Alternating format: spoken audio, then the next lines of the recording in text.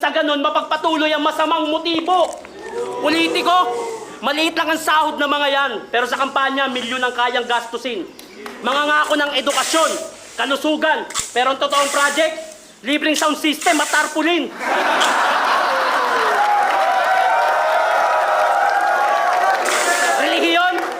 Relihiyon. Yan ang dahilan kung bakit nagkabuklod-buklod ang mga Pilipino at nagkalabo-labo. Bukod sa amin ni Jose Rizal, ang mas dapat yung bigyan ng parangal ay si Lapu-Lapu. Dahil ba hindi siya Kristiyano? O hindi siya ang gumawa ng ating bandila? Kung hindi niya pinatay si Magellan, matagal na tayong sinakop ng Kastila. Media, yan ang isang bagay na may dalawang muka. Kaya kanyang gawing mabuti at kaya kanyang gawing masama. Media ang boses ng sambayanan. Totoo. Noon, pero ngayon hindi na. Malaking tulong sana sa atin ang media kung hindi lang nasisilaw sa pera.